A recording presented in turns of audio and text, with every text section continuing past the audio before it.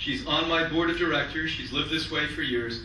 For free, she's willing to help any of you that want to help with it. You have Dr. Israel here. He will make sure that you, in fact, can get help.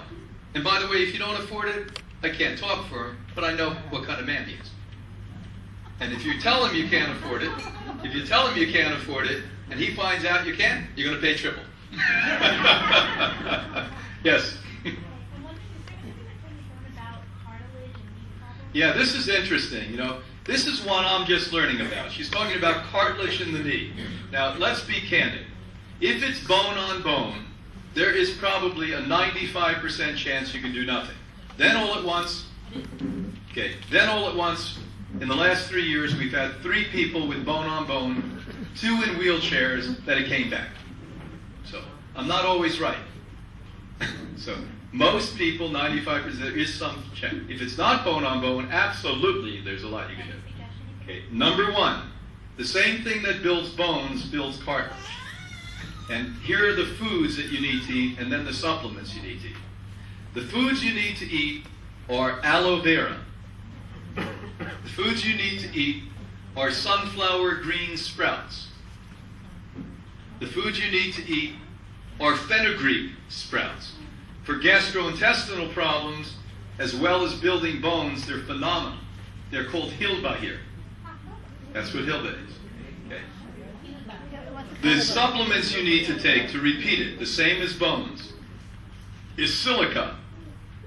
Silica.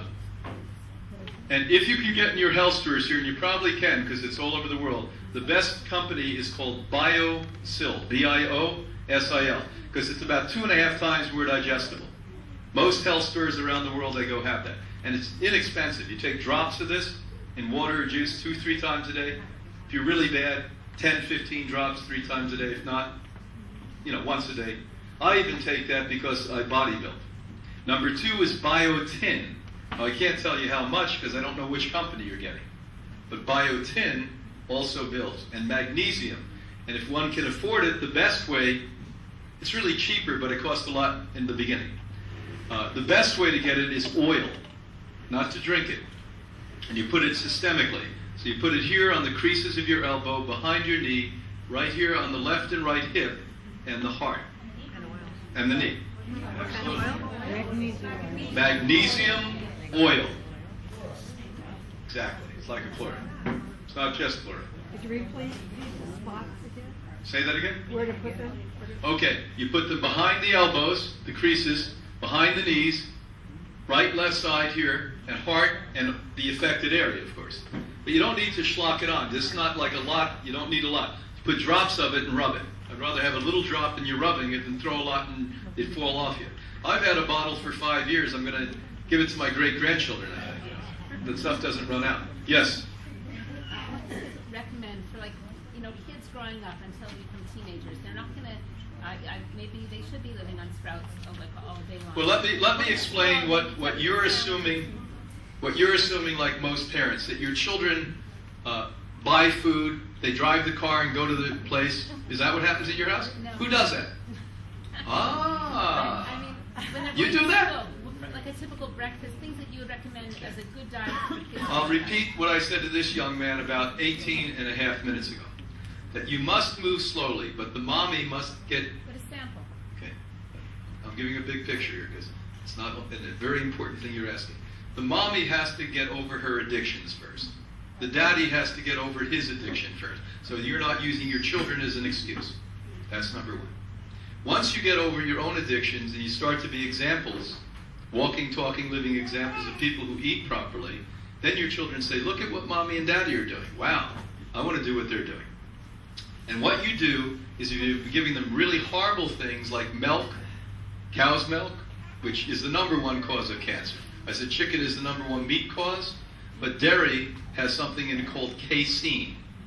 And there is no doubt, period, this is not a debatable fact anymore, that everyone who's in the know knows that casein in milk, that means yogurt, that means ice cream, that means kefir, is the number 1 dietary cause to cause cancer in your body. So you get rid of that. You may want to use oat milk. Okay? There is organic cereal. You can get kasha. kasha that they make into puffed up stuff that tastes good. Now you don't want to put sugar on that, you want to put stevia on it. Because when you put sugar in grains, a lot of you don't drink alcohol, do you? But you get drunk anyway. And I'll tell you how you get drunk. You put sugar on the grain. Because that's how the Irish and the Scots make what? Whiskey. So my mother, who was Irish and never in her life took a drink, and that's miraculous. To not drink when you're Irish, that's like, she should have been canonized by the Pope. She was drunk a lot of times because she liked donuts, and she liked raisin bread, and she liked cake, and she liked pie. So you're getting your little ones drunk. So get them off the cow's milk that causes cancer, gives cardiovascular disease, creates diabetes. Get them on oat milk, because you don't want to mix almond milk with that, because almond milk and grains don't go together.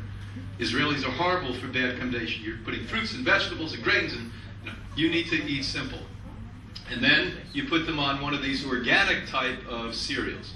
Then you slowly move. My children, once again, thought the way we eat was normal. When I was home, I thought Pepsi-Cola was normal. I thought eating one whole cake every day was normal. I thought eating half a roast was normal.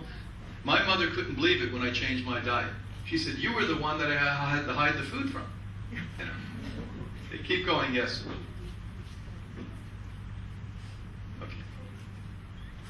Okay. This is the last question, then Anna's going to get up and talk. Yes. I had a question about supplements. If we believe in multivitamin supplements for our kids, and how do we know? We were talking about different. Any of you that are really seriously interested in doing the right thing, and I'm not here to sell books to you. I don't have this book to sell. You can get it, though. I wrote a book to expose the supplement industry 3 or 4 years ago. It's called Supplements Exposed. It is absolutely scientifically supported that 91% of supplements on the market, including multivitamins, are a fraud. And not only bad for you, but dangerous for you. Most supplements are made out of oil, coal tar, or vitamin E turpentine. You hear what I just said? I'll repeat. I know this is a little heavy for you, because the truth is intense to hear.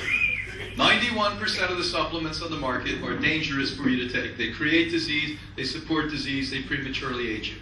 Why? Because 91% of the supplements are made either with oil, the same oil that's in your car, coal tar, the pavement you drove on getting here today, or if you take vitamin E, turpentine.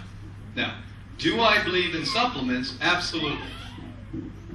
Today we need supplements more than ever, but we've got to select from the 9% of supplements that we call whole food supplements.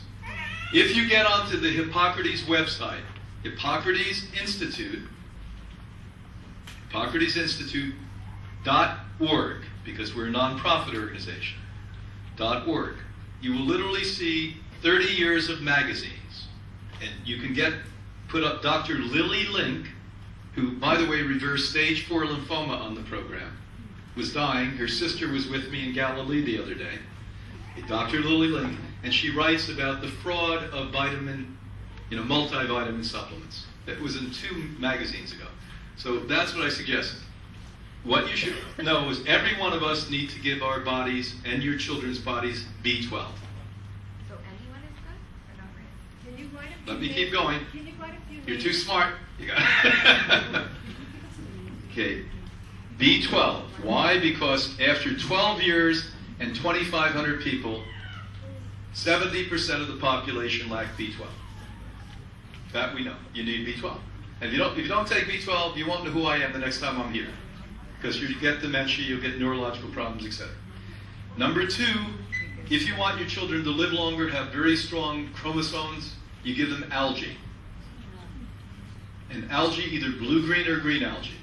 Now, beyond that, I don't know. We do testing. Those are the 2 things that you really should absolutely do.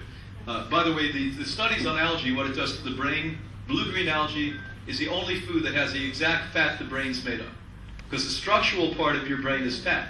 So back when we were kids and calling people fatheads, we were saying a nice thing. If you don't have a fat head, you're stupid. And so it goes in and it creates that. It has the B vitamins in it. It has amazing protein. Nothing comes close. Blue-green algae, by the way, was that very first life form that we showed you there. Okay, now you're going to have my wife come up, Dr. Anna Maria. Now you're going to hear the smart Clement. I was a warm-up act.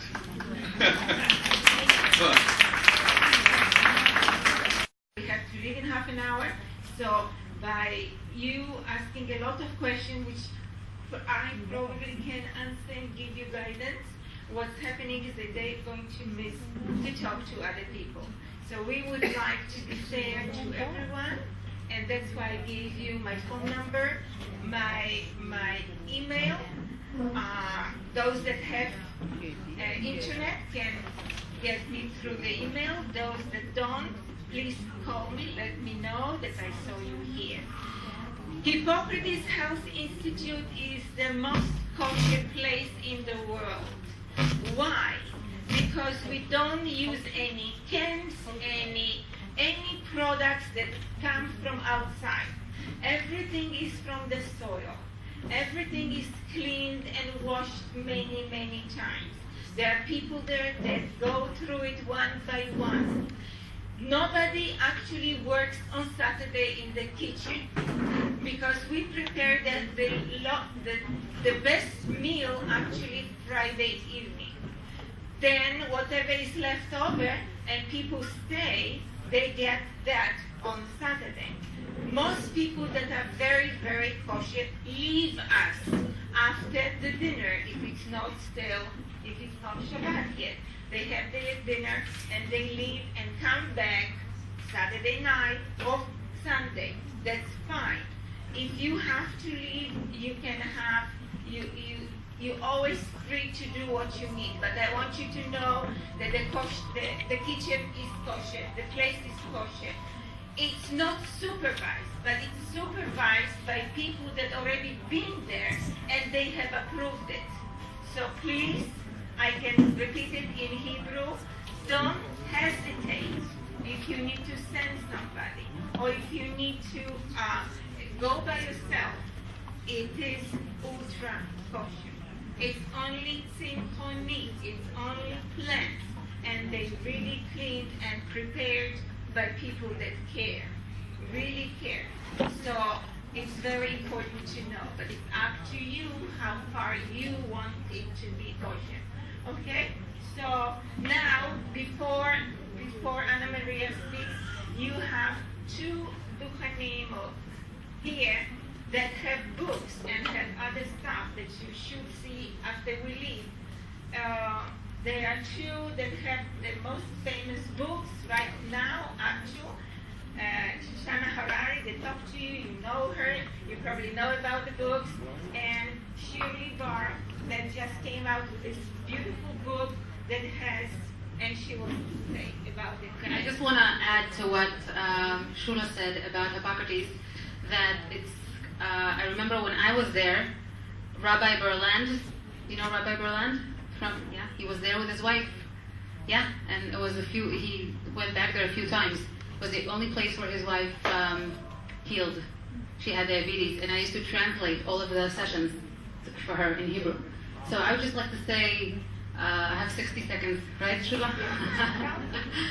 Okay, I am a raw food chef. I teach courses, it's in Hebrew. It's the only book in Hebrew that it just came out. It's going to be in stores in just a few days. It's already sold a few hundred just in the very first week. And all the stores in Israel. So it's Farim Stimatsky, and I teach courses. I teach how to prepare this raw, gourmet, amazing, tasty food in Tel Aviv. It's in a small college, beautiful college. It's called Mahut, and I'm there. And the college also gives you certification to be a raw food chef. If anybody would like to go there. 1 minute. No, I just want to say one more thing about Hippocrates. That I was there when I was 19. That's how I got exposed from a sick aunt who couldn't go there. And when I went there, I saw people coming there. They were very sick. Most of the people were very sick coming there. And just after a few weeks, I saw them coming back to life. I was a student for psychology. I was doing other things. I'll give you my number after, sure. I was doing other things, and then when I saw that in front of my face, and I saw people coming back from the dead to life, I said, this is what I'm going to be doing for the rest of my life, and that's what I've done ever since. And soon I'm going to have a TV show about raw food, and it's going to be all famous. Even they called me from MasterChef. You know MasterChef, the TV show? It's the most popular. I'm going to be there next season, so teaching raw food.